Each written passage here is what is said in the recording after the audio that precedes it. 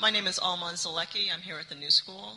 And Professor Sen, I was wondering if you could comment on what Mr. Soros has said about the market. I was wondering if you share his positive view of the market, because many on the left, as you know, lay much of the blame for poverty and inequality at the foot of the market. And Mr. Soros himself was careful to say that the market cannot on its own provide for... He began by attacking market fundamentalism. So I think if he heard the same speech, that's how it began. And then he conceded something. Right. But so the market serves its purpose in allocating resources, but it can't provide adequately for collective needs without some action from a government, from politics. What I would argue is that the market can't provide very effectively for individual needs either, unless there's some guarantee of access to the market that comes from something like a guaranteed minimum income or the kind of stakeholding that Tom Paine talked about in agrarian justice and so on. So I was just wondering if you could say something about how the market fits into your view of justice. Good. I'll begin from the end because that's easier. I agree with George Soros' view as he presented it of the market. I have to concede that he had been more successful in the market than I have been. But on the other hand, I'm ready to learn from his success. I think my take on market is that that's a hugely overhyped subject on both sides. Market fundamentalists try to take the view as if it's a huge social institution. There's a market philosophy. This is like philosophy underlying something. I don't know, having lavatories in parks, which are good things to have, but it's not a basis of social philosophy. You don't have to be against it. If somebody says, I want to base my human life, human philosophy on the principle of having lavatories in the park, and this is an extreme example, that would be a mistake. That doesn't lead me to believe that it's a bad idea to have lavatories in the park. I think the market thing it's a pretty useful institution, quite often. On the other hand, if you make it into a philosophy, then you make two mistakes. One, you overlook the part that other institutions play. Many of them run by the state. Many of them run neither by the market economy nor by the state, but the way we react to each other, the cooperation that we have in our lives. Now, it's one of many institutions. Secondly, it isn't a philosophy. It couldn't be. It never was. Now, the person who is thought to have been the great champion of market, namely Adam Smith, didn't have for 1 second doubt that. I mean, market is a nice institution. Sometimes it works, sometimes it doesn't. It has to be judged by what its results are. There's a lovely passage, actually, in The Wealth of Nations, when he is saying that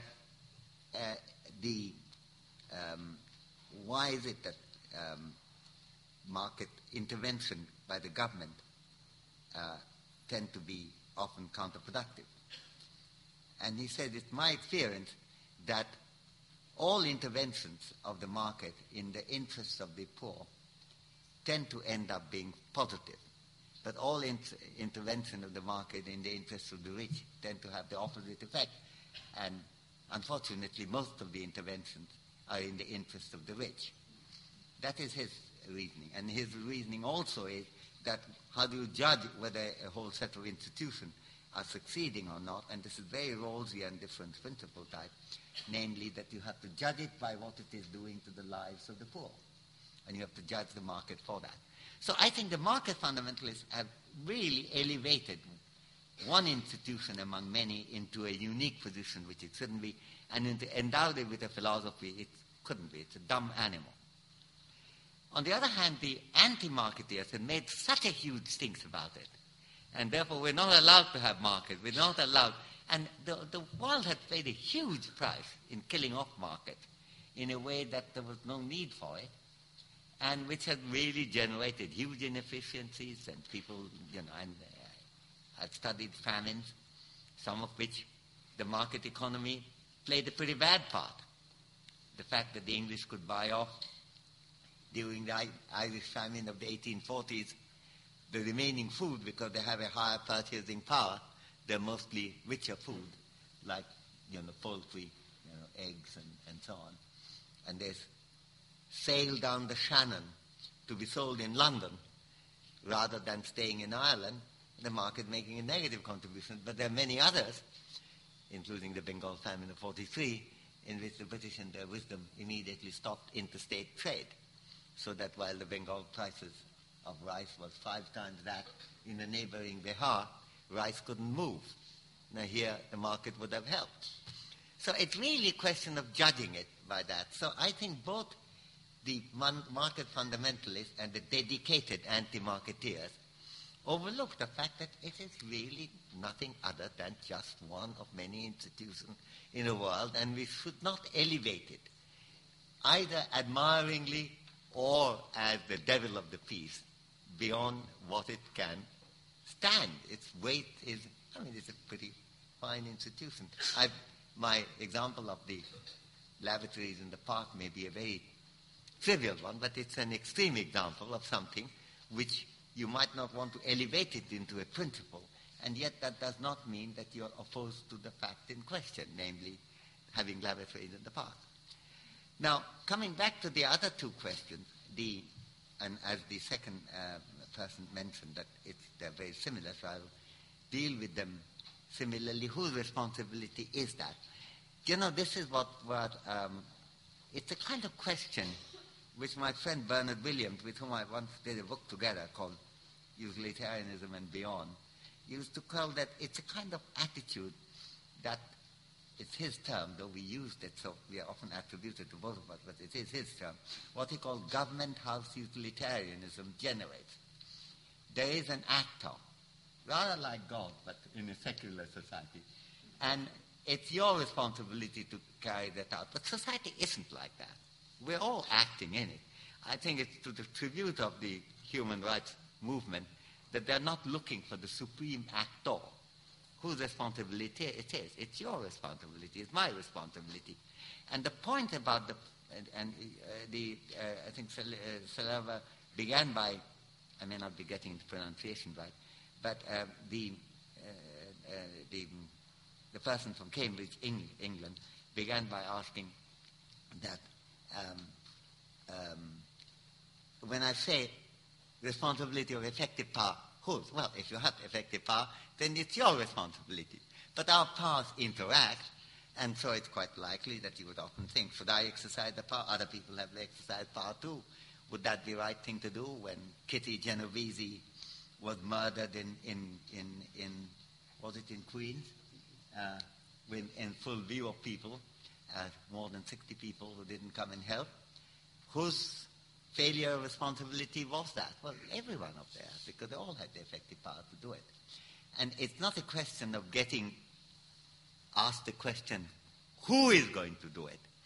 If you can make a difference, you ought to do it. That's the main point I was trying to say, which I think is very centrally related to the capability approach. I'll say the same thing to the second person who asked the question, namely that I think there is tremendously a kind of central statism view, which is reflected in asking the question, who exactly is going to do it? And until you specify who that actor is, the question is to identify the problem. The way we proceed is we chat with each other, we argue with each other, we try to convince each other, and then we identify A, what we ought to do, B, what kind of a society we ought to have, and then we again try to debate on that, we try to vote on it, we try to do propaganda, write newspaper articles, read them, swear at them, and so on. And these are all part of these activities. So I think that's the territory in which a theory of justice belongs. And I'll end up with just one remark that, when I was not doing this book, I said not, I shouldn't say when I was doing the book, when I was not doing the book, I gave the Dewey lecture in 84. It came out in 85. It was a very difficult time for me. My late wife died that year from cancer. So I had a revulsion to the subject for a long time. But even when I came back, it was clear to me that while I was trying to initiate a lot of departures, the theory of justice that I would get to wouldn't look like a theory of justice as people who are asking me to do what is your theory of justice would expect. They were saying, you keep criticizing, everyone, Rawls, Nozick, Nagel, Dworkin. What's your theory of justice then?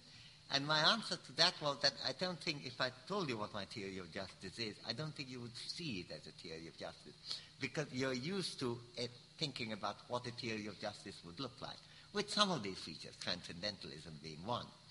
But the whole thing about the centrality of agency, which is actually a Hobbesian contribution, goes back to that. And as you know, Hobbes generated on both sides very authoritarian thought, as well as very democratic in a way which I think Rousseau is more clearly on that side thoughts as well. So I think these questions have raised some really fundamental issues. So I'm very grateful to them. And but what I should say, since the person to whom my book is really mostly addressed, namely John Rawls, is no longer here. And he was very non-keen on my publishing my Dewey lectures, along with others. He kept on saying, you have to rewrite everything. By the time I eventually came around to do it, alas, he was dead. Most of the book is a dialogue with him, really. But to me, I don't think I could have got anywhere here without having that dialogue with Rawls. And to me, it's as I pay tribute to Mahbub Haq for our close friendship, I also take this opportunity, since I've made very many critical points about Rawlsian approach, how much of it that I really would have been impossible for me without